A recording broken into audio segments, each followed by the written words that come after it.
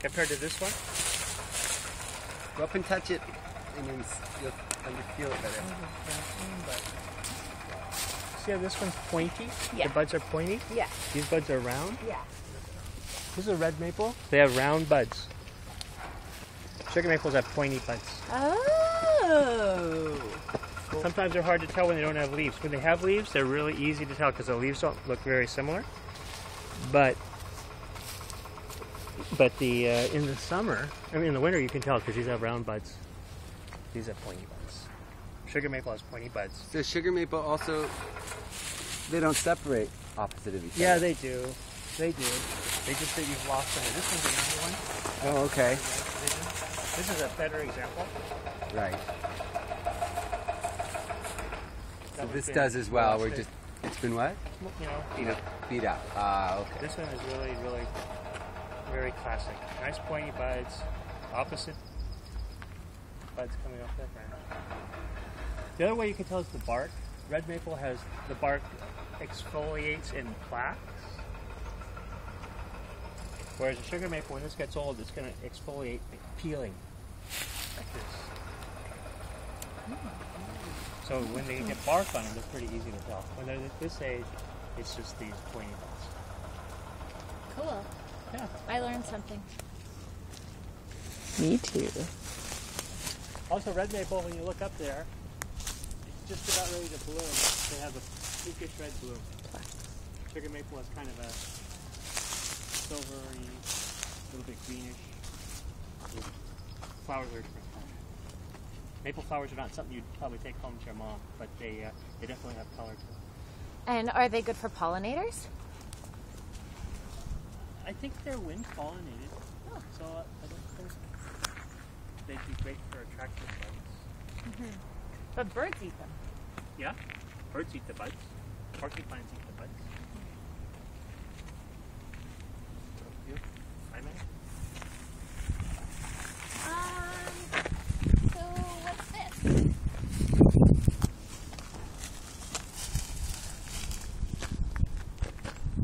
He's got opposite buds.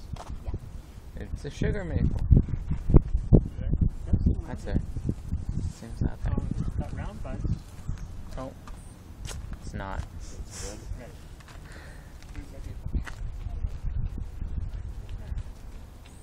So, can we talk about coppicing? Sure. You want to talk about coppicing? Who's heard of coppicing? Not me. What? Isn't that like the cloning? Kind of like cloning. Something. Cloning is something else. So coppicing is when you've taken a hardwood tree. Here's probably a good example over here. Yeah. So if we look at this tree, we can see that all these young shoots are coming out of the same chunk as this one.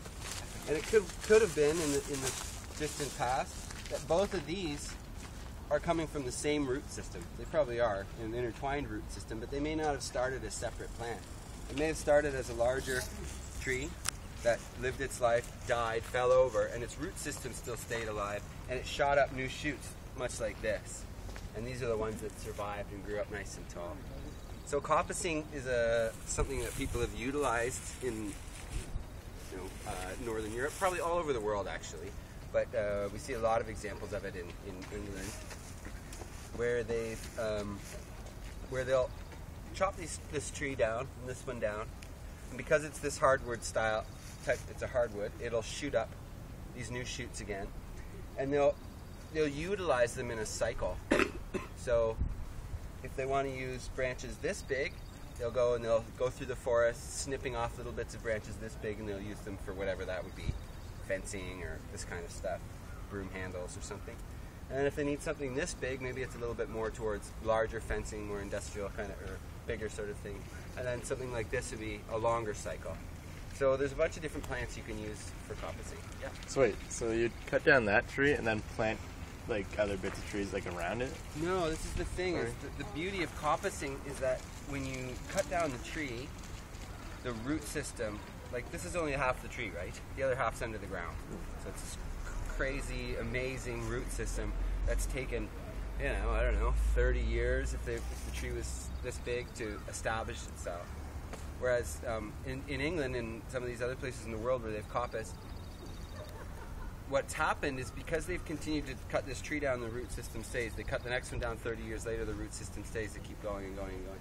There's some of these root systems that are like 500 years old, and they're really well established, and they're really great at drawing nutrients and bringing them up to this point, and then delivering them to the tree itself.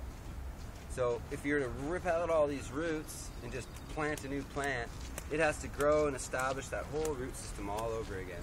But with coppicing, that part's already done. So half the tree's already grown, and now it only needs to grow this part. That only happens with hardwoods. It only happens with hardwoods, and not all hardwoods. Some things are easier to coppice than others. I don't know about all of them. It seems to be that birch doesn't coppice all that well. It does, but not all that well, at least looking through the forest, from what I see. Whereas this red maple seems to coppice itself. It only gets so big and then it falls over, and then up comes new shoots. Alder coppices really well. Hazelnut does.